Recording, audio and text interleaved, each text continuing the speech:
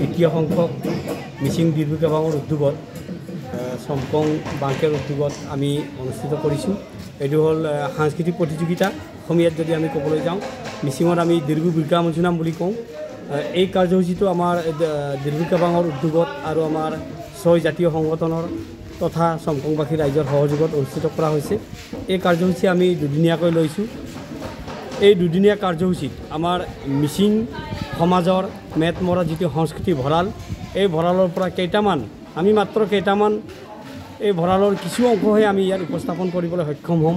যেনেকৈ আমাৰ গুমৰাগ আছে, ইয়াতে প্ৰতিযোগিতাসমূহ গুমৰাগ হ'ব, চেলয়া হ'ব, লৰেলি হ'ব, আৰু লিগাং চৌমান, লতা চৌমান, আৰু বাঁহী বাদন, ঢোল বাদন, আৰু আতেৰ গুমৰাগ অৰ্থাৎ ব্যক্তিগতভাৱে গুমৰাগ চৌমানৰ প্ৰতিযোগিতা হ'ব।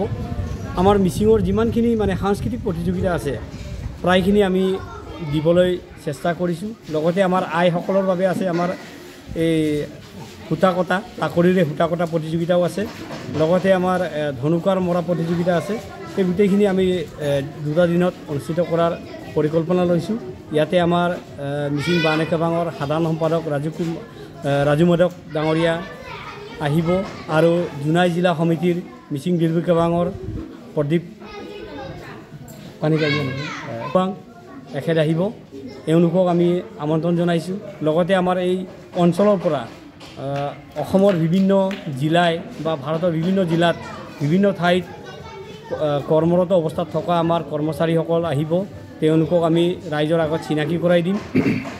এইটোৰ যোগেদি আমি এনেকুৱা এটা মেছেজ ৰাইজৰ মাজলৈ দিব বিচাৰিছোঁ, যিসকল ছাত্ৰ ছাত্ৰীয়ে নতুনকৈ পঢ়া শুনা কৰিছে তেওঁলোকে শিক্ষা গ্ৰহণৰ পাছত কেৱল আমাৰ অসমৰ মাজতেই নহয় বা আমাৰ অঞ্চলতেই নহয়, ভাৰতৰ বিভিন্ন ঠাইত আমি কৰ্মসংস্থাপন পাব পাৰোঁ। এই মেছেজটো দিবৰ কাৰণে আমি তেখেতসকলক 11 আৰু 12 তাৰিখে আমি এই অঞ্চললৈ পুনৰবাৰ আমন্ত্ৰণ জনাইছোঁ।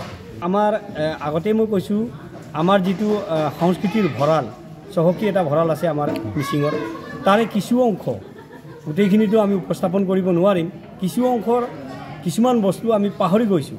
যেনে আমাৰ তাকৰিৰে সূতা কটা কাৰ্যসূচীটো আজিকালি একেবাৰে নাইকিয়া হৈছে।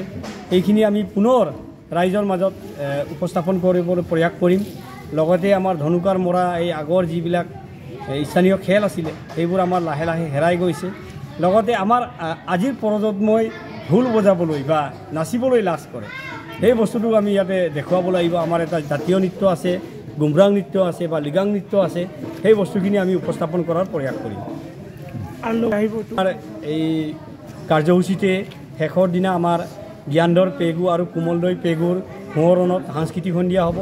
সাংস্কৃতিক সন্ধিয়াত সুদূৰ মাজুলীৰ মুন পায়েং আৰু আমাৰ অঞ্চলৰে স্থানীয় গায়িকা অঞ্জলি দলে তেখেতসকলে আমাৰ গীত মাত পৰিৱেশন কৰিব। গতিকে এই অনুষ্ঠানলৈ অসম তথা আমাৰ ধেমাজি জিলাৰ সমূহ ৰাইজক জাতি ধৰ্ম বৰ্ণ নিৰ্বিশেষে অংশগ্ৰহণ কৰি আমাক অনুষ্ঠানটি সাফল্যমণ্ডিত কৰি দিব বুলি মই ইয়াৰে আমন্ত্ৰণ জনালোঁ।